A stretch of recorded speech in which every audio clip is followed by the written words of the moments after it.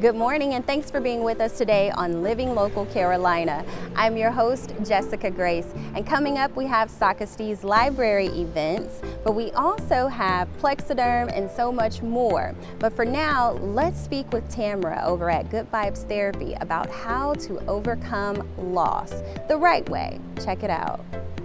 Today on Living Local Carolina, I'm here with mental health counselor Tamra, and I'm excited to speak with her today about grief, specifically bereavement.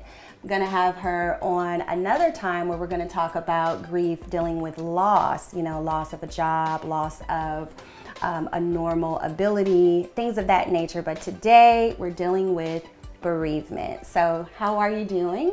I'm doing wonderful. I'm really glad you're here. I'm so happy and to that be you got here. to experience my office. Yes, it's so beautiful, so nicely decorated. Thank you. When it comes to grief, and in particular dealing with bereavement, kind of share your thoughts on that topic. Sure.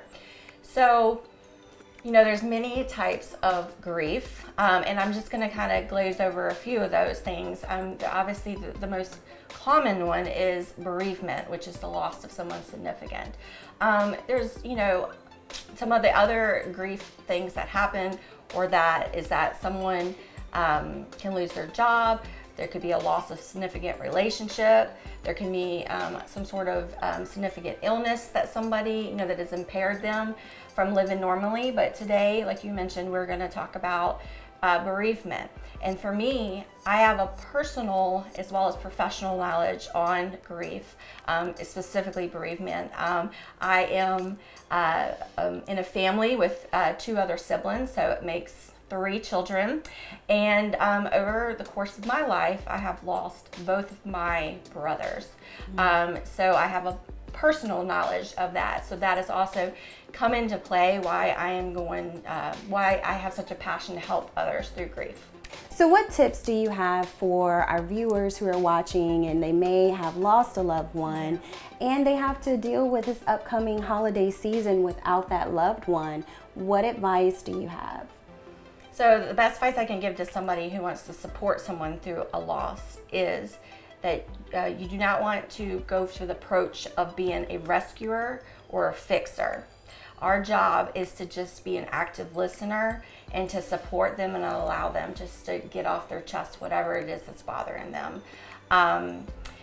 As a person who's lost somebody, I would say you want to have an awareness of your circumstance, of what stage you're in. You also want to try to advocate for yourself for healing, and sometimes that means you need to go to a counselor. And then also just be mindful not to isolate yourself, to try to get out there. There are many, grief support groups, and then also make sure if you have a friend that asks you, hey, let's go to dinner, say yes, let's go to dinner. And if it's something where it's too painful for you to talk about that loved one, just set that boundary with your friend and say, hey, I want to go to dinner, but I'm not ready to talk about this yet. So let's just go be friends. And that's okay.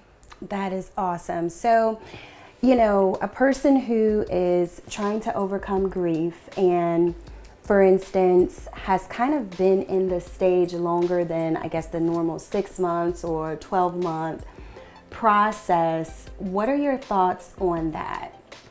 Sure. So in counseling, we use this, we call it the counseling Bible, but it's our diagnosis criteria, and it's called prolonged grief disorder.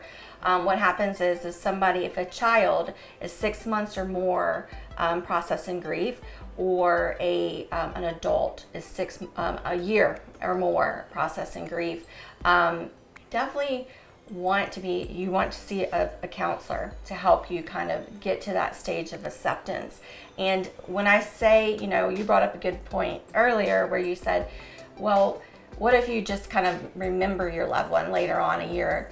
That's not what we're talking about in counseling. What we're talking about is if a year from now, if you're an adult and you're struggling with a depression, emptiness, loneliness, or you haven't yet coped with the loss, you need to see a counselor to try to help you get to the stage of acceptance. Wow. Thank you so much, Tamra.